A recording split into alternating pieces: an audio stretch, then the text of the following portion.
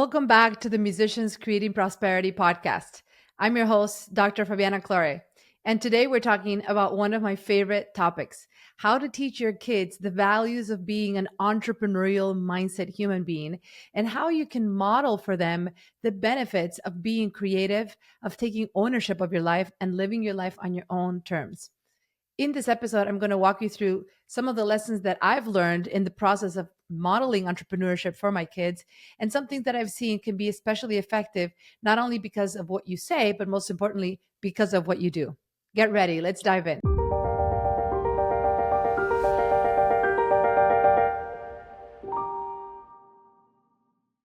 Welcome to the Musicians Creating Prosperity podcast. In today's episode, we're talking about how you can model entrepreneurial principles and values and inspire those around you, whether it's your kids or anyone else that you want to influence, inspire them in the benefits of what entrepreneurship can be all about and how they can develop an entrepreneurial mindset even as a young growing child. So, one of the things that I wanted to do when I became a mom as was really model not only what I believe to be the basic values of success and tenacity and grit that I had learned from music, and bring in music into the lives of our kids, but I also wanted to bring in the values of entrepreneurial thinking and entrepreneurial mindset, and thinking about building your own income stream and creating opportunities and solving problems for people. Because whether or not my kids one day may want to work as part of a larger organization or build their own businesses, no matter what, creating an entrepreneurial mindset will serve them in so many ways more than one. Personally, I've experienced the benefits of both being 100% an entrepreneur when I started my first business, out of necessity, really, graduating with my doctoral degree in 2011 with a doctoral degree in piano performance and having studied all my degrees in music, only to realize that there were no jobs waiting for me upon graduation. So I became an entrepreneur by force because both my husband and I were graduating from the university with no jobs. And we basically had to create our own business. But then eventually, having the opportunity of starting a university program, and really being appointed into a director and founder role to create an entire curriculum for music students in the context of a university setting, realizing that it was precisely the fact that I had demonstrated an ability to be a self starter, to be an initiator, to be someone who can create things out of nothing and build programs and build systems. Those traits were what actually made me more marketable as a candidate for employment. And so, whether again this is for becoming a full time entrepreneur or becoming someone who wants to be attractive and magnetize your ideal partnership, association, or job opportunity, these traits are going to go a long way. And it's something that I believe for parents out there, we're going to really want to take seriously and explore how we can do it in a way that will create lasting changes and influence in our kids and the next generation. So, the first story I want to share with you is the story of I Can Do Hard Things. You see, my 5 year old, he was 4 years old at the time, 4 years old, he had been watching me attempt to create some challenges in terms of lifestyle and health hacks. For example, taking cold showers. For those of you who are into cold plunging and the benefits of cold therapy, I haven't quite gotten into taking full cold plunges, but I have ventured out and taking cold showers, especially whenever I do a sauna in the morning, which I try to do on most mornings. But I'll be honest, it's a challenge. It's not easy. So one of my own coping mechanisms when I transition from being in the sauna to getting in the shower has been just singing a song to myself that says I can do hard things, right? And I just sing it to the top of my lungs when I'm in the shower, and that helps me kind of cope with the shock, the temperature shock between coming out of the sauna, getting into the cold shower. And my kids have always heard me kind of taking that leap and making that transition of just challenging myself, right, from a physical standpoint. And the mantra that has helped me power through those things was just singing to myself, I can do hard things. And one morning, I was waking up in the morning, and my son came in my bedroom, and he knows that I really love waking up with like the sunlight and opening the shades and not having just to wake up in the dark. And the window shades were very heavy and heavy to pull through for his little 5 year old or 4 year old little strength. And in that morning, even though he was used to seeing my husband, open the curtains, and always someone else would take the plunge. That morning he came into my room, and he saw me just like trying to scramble waking up, and he said, "No worries, mom, I'll open up the curtains." And when he pulled through the curtains, he realized how heavy they were. And as I was just kind of awakening my senses, I wasn't fully conscious yet.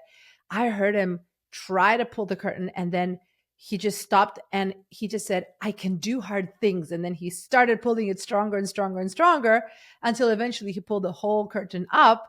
And that just gave me so much happiness and joy without me having to tell him, "You can do it. Come on, try again. You can do it. I know it's hard." I literally wasn't saying anything. And I just witnessed him take that leap of faith and take a step back and use that same coping mechanism to be able to push himself to do things that were challenging in the moment, right? And that just created such an incredible impression in showing me how, as a parent, your kids are watching. Like, our kids are watching us overcome challenges and deal with problems, and the way we handle these challenges, no matter what we tell them later on, they're going to model based on what they see, not just what they hear us tell them, right? So that was an important lesson for me, because I realized, wow, my actions speak louder than my words. And I really want to be mindful. From that day on, I've always made a point in highlighting problem solving my skills. And whenever I'm struggling, I try to be aware that they're watching. And sometimes we can get frustrated, which I know it's normal, right? But remember that if you model resisting the challenge, right, and you have a problem to solve, and you just start complaining about it, or venting, or resisting, or just asking yourself, why am I having to deal with this challenge? Like, all those mechanisms of response are literally programming their brains as they're watching you, even if they're not like consciously watching you. They may be listening to you in the background. They may be coloring their things. They may be playing with their Play-Doh. They may be playing with their Legos, but they're listening. The information they're getting is being programmed so deep in their subconscious that as they become adults, like we all did, then you have those natural mechanisms of response to things where you don't even know where they came from. Right. So this was a really interesting lesson that kind of made me think, wow, I think we have a greater responsibility to model what we want our kids to do, not just tell them. And then a few weeks later, my oldest son, my 10-year-old, Fabio, had been asking for us to give him the opportunity to create his own lemonade stand. He had some goals. He wanted to buy some things, and he really wanted to have a way of generating his own income. And I think that's something so beautiful, that children have naturally this desire to just find a way to make things happen. And somehow, as we become older adults, and we start perhaps absorbing some limiting mindsets around money and scarcity, and maybe thinking that things are difficult to access, right? We can get to ourselves to a point of feeling victim of our circumstances, and feeling like, oh, I really can't get what I want, or what I want is not available to me, and I just have to settle. Kids tend to be so much more open minded when it comes to financial creativity. And, my son is like, I want to buy this thing. I'm just going to put a lemonade stand, and I'm going to try to sell this amount of lemonade, and I'm just going to make the money happen, and I'm going to buy this thing. And sometimes I wish, as adults, we could have that same level of approach, because at the end of the day, it's no different. If you want to invest and you want to acquire the resources, the funds, the money for any specific thing in your life, it comes down to your creativity. Are you capable of creating some sort of an offer, right, that can solve someone's problem, and offer that to that ideal person as a solution to their problem? And if you have a way of solving someone's problem, you'll never starve. You'll never struggle, because there will always be ways where you can tap into your creativity to offer people that solution. And somehow it feels so complicated when we become adults and inaccessible. And the truth is, it's not. When you understand how to package your skills, when you develop the entrepreneurial skills to know how to identify a problem and find a solution and bring it to the market and explain what the value is and then convey it and make a sale, that's really all you have to do, and continue being, repeating that process over and over and over again until you can scale your business based on your creativity. It's no different than how we start as kids. Hey, I want to buy this thing. I'm just going to create a lemonade stand, or I'm going to do something for the neighbors. And, having that initiative of saying it is possible. I just have to come up with a way of raising the money, of generating the money, right? Of solving a problem. So one of the things that I had struggled with the lemonade stand proposal that my son uh, had offered us, and for many weeks he had been asking, "Hey, can we do a lemonade stand? I want to just raise some money, and I want to do a lemonade stand." And we live in a neighborhood where there's not a lot of foot traffic. Okay, there's a lot of like open space. Yes, there's some people walking here and there, but for me, I just struggled with the idea of like, oh, what is he going to do? Just put a lemonade stand in a corner of our house. And here I'm going to have to be sitting next to him, guarding him, sitting there with him while like no one passes by and maybe somebody passes by every 30 minutes or so. And like, it just sounded such a waste of time. Right. And so for a long time, we had told him, no, no, no, we're not going to do this. Let's just do something else, whatever. I was brushing it off until that day. He woke up with such a level of determination, which once again, brings me to this lesson of entrepreneurs usually succeed because they have no backup plan. Like when we graduated with our doctorate degrees, there were no jobs. We had no choice but to build a business, and it had to work because there was no backup plan. And in his case, he was committed. He was like, Mom, today I want to create this lemonade stand. And I was like, oh, but what are we going to do? And he said, let's go to a park. I want you to take me to the park that we usually go to, and I'm going to put my lemonade stand in the middle of the park. And I was like, that's brilliant. Why didn't I think about that? Why? Because I wasn't the one with the vision. That was him. Right. And so again, just that thinking of like, okay, I want to offer a solution, but it makes no sense to just put a lemonade stand in the middle of my neighborhood where there's barely anybody on the street. What am I going to be sitting there? No, he thought, okay, where do people crave lemonade? They wanted in a place where there's a lot of children, there's a lot of activity. The children are thirsty, they're hungry, and they're going to eagerly potentially be drawn to my lemonade stand. So lo and behold, we prepared his lemonade stand. We set the shop, we set his little table and everything in the middle of one of the most popular parks with lots in the middle of a playground with all these kids and parents that were walking by and bystanders. And lo and behold, he and his younger brother had their little lemonade stand. They were super excited. He put his little policy there. I don't remember what it was, but it was pretty interesting. He's like, you have one lemonade for $1, two lemonades for $1.50. He also wrote no refunds. And he had this level of confidence when people approached his stand that was astounding. People would come and they would be like, oh, what is this lemonade? And what he would do is he would tell them a story. And people would want to come to his lemonade stand, not just because of the lemonade, but because they wanted to know what led to him creating that lemonade stand. Where did this idea come from? Is this your first time? What are you going to do with the money? People that came into the lemonade stand, they wanted more than just the lemonade. They wanted an experience. And my son recognized that early on. And his goal was, I think it was pretty just subconscious, but his goal was to engage people and yes, give them the lemonade, but also give them a moment of enjoyment, of connection, and sharing more of his background and why is he creating the lemonade stand and what is he going to do with the money and where did this idea come from? And he just made it an experience for every single person who bought the lemonade from him.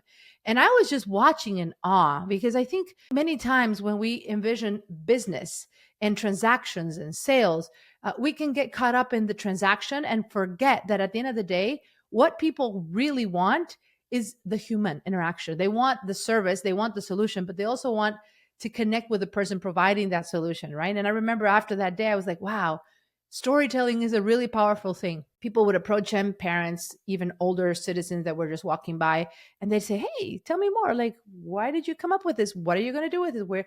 What's motivating you to do this? Is this your first time? And he had the greatest time just chatting with everyone, right? Exceeding his customers' expectations. And I really think that's powerful because obviously business is business, but it can be also connection. It can be community building. And when you start thinking about, how can we model these principles for our kids and for those around us as something that is ultimately very, very natural and something that drives in human interaction and values, and that it's actually a great thing to do.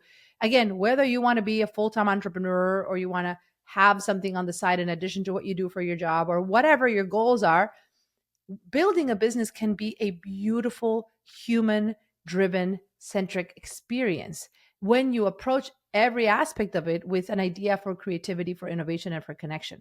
Right now, when he generated that revenue, then the next lesson for us was, how do you manage the financial like gains? How do you distribute that? We have different books that we've bought for them to teach them the concepts of financial management and understanding how to create different buckets of earnings and have different categories and things like that. And so one of the things that we shared with him was this principle of having three buckets of funds, right? Where in one of them he could put called anytime money, and then another one it's like the one day money. So the anytime money is the money for like the things he wants to buy, and he is just like not really thinking too much about that type of fund. The one day money is for a big project, something he really wants to save up for, that is going to require a lot of planning and savings and kind of methodical approach. And then the sometime money can be for sharing, for creating things for others, for in a way finding a more charitable arm to the money he brings in, right? And so we came back from the lemonade stand thing and we had these three buckets, anytime money, sometime money, and one day money. And through this process, he was able to make decisions. Okay, how much do I put in each bucket? What am I going to do? And just start realizing that every time he brings in wealth, he attracts prosperity. He has multiple ways of using that, and he can make decisions over time, create splitting plans for these different buckets. And even if he had, I don't remember how much he made that day, but it wasn't that much, but he still split it in three to get to different goals, right? So I really think that principle also can teach kids not to feel like whatever they generate, they have to spend the whole thing right away, but instead start understanding the concept of budgeting and allocating funds for different purposes. So as important as it is to perhaps encourage our kids to be creative and innovative in raising the funds, I want to encourage you to make sure you're also teaching them. And this is something that I'm also kind of learning and exploring myself, because this isn't something I really grew up with. No one really spoke to me about this. And I think for many of us, that can happen. Like we see our own journey is like, well, no one really talked to me about entrepreneurship, or no one really explained to me about money management or whatever. So like it generally will take for many of us our own learning curve before we can teach our kids because we haven't really done that. We didn't grow up with that, right? And so for me and my husband, certainly this has been a process where we've had to think, okay, how do we want to teach them about money management in a way that they can understand, and just take some time, to read some books and to just become familiar with the different ways that you could do this and ultimately choose your own style, right? Think about, okay, what's the best way that you want to teach your family, and what are the new norms that you want to establish, especially if you want to create a mindset of abundance, right? Instill in your kids a mindset of possibility. Money is everywhere. It's all based on your creativity. If you can have ideas, you can generate income. There should be no reason why you couldn't. It's all in how you approach things. I think ultimately the goal of this podcast is to perhaps share some stories and give you some examples of the principles that I've used and that I am continuously exploring and trying to refine as I, raise my two amazing sons, and be able to instill in them a culture and an expectation, and hopefully a perspective that they'll pass on to their kids one day too, which is, money can be created, money is available. If you find a solution for people and you put it in front of them in the right place in the right moment, chances are you won't ever have any issues creating wealth. And it will at the same time require your willingness to overcome maybe the sense of vulnerability or discomfort or feeling conscious of what other people think or say, and being able to move past that and do the hard things like my 5-year-old did, right? And take steps that may feel a little bit out of your comfort zone, and model that, right? As a parent, and then ultimately model that for your kids, because they're watching, right? They are watching. And when you're able to do this, entrepreneurship becomes a way of life. It becomes much more than just the process of starting a business, building a business. It becomes an attitude towards problem solving. It becomes a muscle that they develop, and they can implement it in so many contexts in their life, in their business, in their challenges in school, in their challenges even on a social setting. Because again, this idea of being able to provide experiences for your clients and bring them in a journey of social selling and social, storytelling, all of that are skills that they'll be able to apply in every area of their life down the road. So as much as I'm passionate about, again, music and business and blending these two worlds, I'm passionate about transferring this into the next generation, my kids, your kids, and I'm seeing the young minds come into this world surrounded by beauty, surrounded by an outlet of emotional connection like music, and at the same time recognizing that anything is possible if they approach life with wonder, with a curiosity, a willingness to serve, and always trying to find a way to provide value, right? Ultimately, that's what entrepreneurship is all about.